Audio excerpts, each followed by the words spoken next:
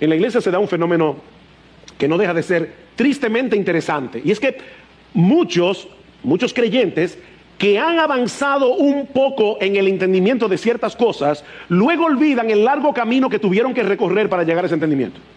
Es lo que pasa muchas veces con creyentes que se convirtieron en iglesias arminianas, es decir, que no creen en la soberanía de Dios, en la salvación de los pecadores, aunque ellos dicen que sí, pero no lo creen en la práctica.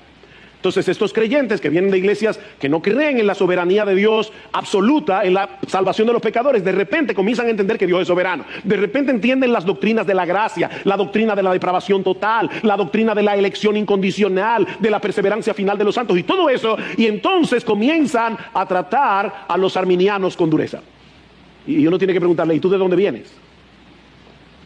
Eso es orgullo doctrinal. Eso es orgullo teológico. Y el orgullo, mis amados hermanos, no importa el apellido que tenga, es pecaminoso. Tienes que tener paciencia. Defiende con gracia las doctrinas de la gracia. Y lo mismo ocurre con aquellos creyentes que vienen de un trasfondo legalista y luego entienden la libertad cristiana, entienden la doctrina de la libertad cristiana y entonces comienzan a cortarle la cabeza a todos los legalistas. Mire, déjenme decirles algo. Una de las cosas por la que esta iglesia tiene que pedir perdón es porque en sus primeros años nosotros fuimos con buena intención una iglesia bastante legalista. Y de hecho no es que tenemos que pedir perdón, es que nosotros hemos pedido perdón.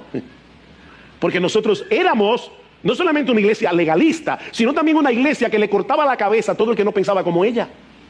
Obviamente no de manera literal, sino con nuestras palabras. Éramos muy duros criticando a los demás.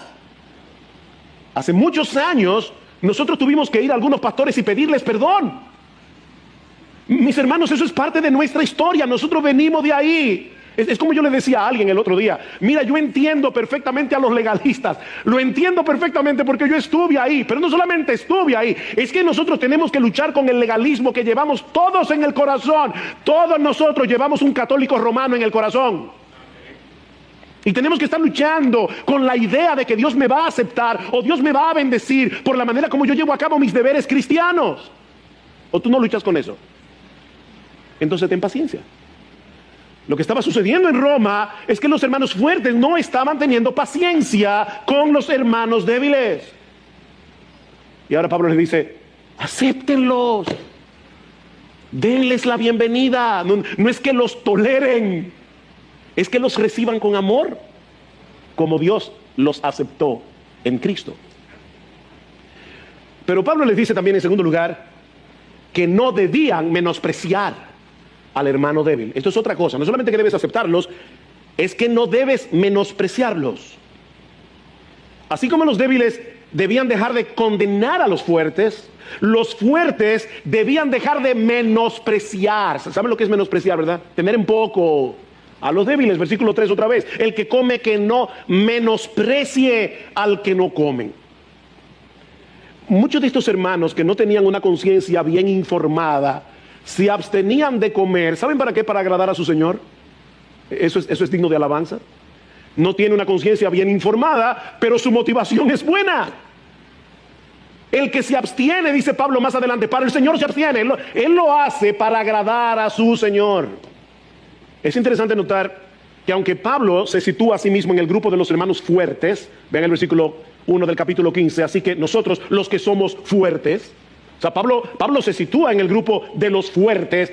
Él nunca le pide a los débiles que pongan a un lado sus escrúpulos, sino que los alienta a seguir la voz de su conciencia. Versículo 14, yo sé y estoy convencido en el Señor Jesús de que nada es inmundo en sí mismo. Y obviamente no está hablando de cosas pecaminosas, vuelvo y lo repito, está hablando de cosas que Dios no ha prohibido. Nadie puede decir, el sexo fuera del matrimonio no es inmundo. Sí es inmundo. No es de eso que Pablo está hablando. Pablo está hablando aquí de cosas que son moralmente, que no están prohibidas por las Escrituras. Estoy convencido en el Señor Jesús de que nada es inmundo, pero para el que estima que algo es inmundo, para él lo es. Así que si tú crees que es inmundo, no lo hagas.